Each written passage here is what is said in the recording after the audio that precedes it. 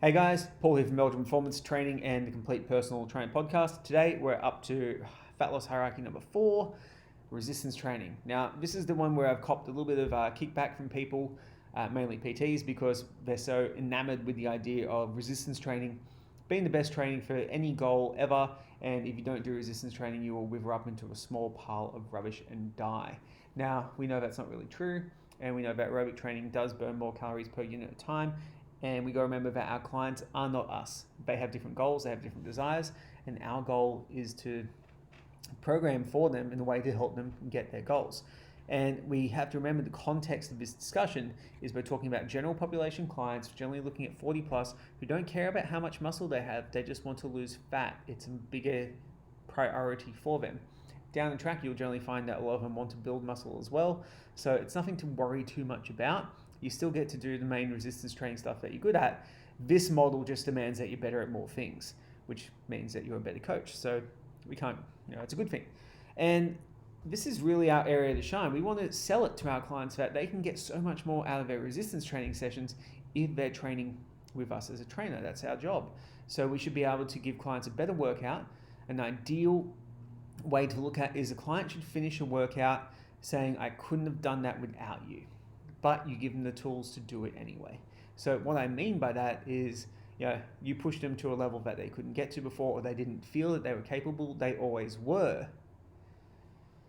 But you teach them the skills to do it for themselves. You want to be a bigger advocate for your clients' abilities than they are. And I've talked about that in the podcast before.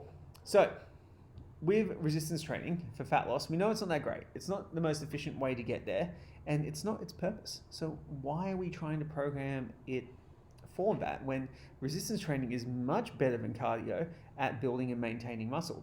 Now we know these clients don't really care too much about building muscle, but we got to remember what's happening with their body. They're in a caloric deficit.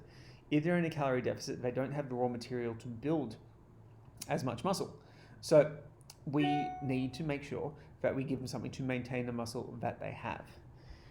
So progressive overload should take into account the client's nutritional status. So if we do have a client in a caloric deficit, we're probably not going to increase volume as our main method of progressive overload, because every set we add to the client's training load decreases their ability to recover, decreases their ability to stick to their diet here because they've got increased hunger demands. So we need to make sure that we apply something like intensity, reps, RPE, or maybe like exercise progression, for example, as a better tool for a client who's in a calorie deficit, who's looking to lose body fat.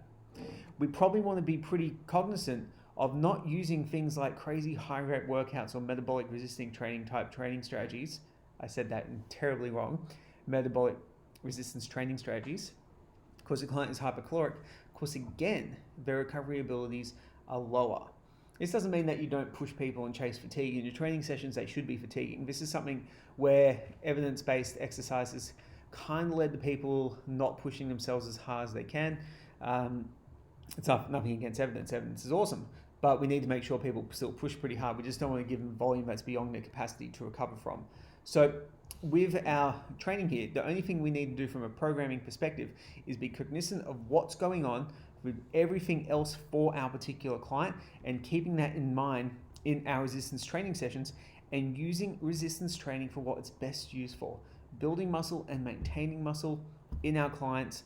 I actually would sell this to clients as, hey, look, can you do a couple of aerobic sessions by yourself? Yep, I can do that. We're going to do some resistance training sessions so you get the most out of it. How does that sound? Yep, really good. I feel really unconfident in the gym. Well, I'll make sure that you feel good, blah, blah, blah. This is how much it is. When do you want to get started? It's a really easy way to segue into your sales conversation. So guys, resistance training, quite quick.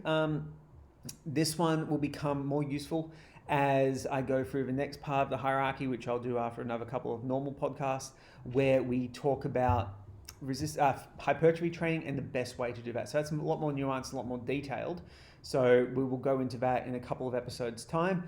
That if you want to optimize your hypertrophy training, that's going to be really good. For most clients in general progressive overload principles, a solid full body training program will work really well for most people in the general population who are looking just to lose fat and feel better.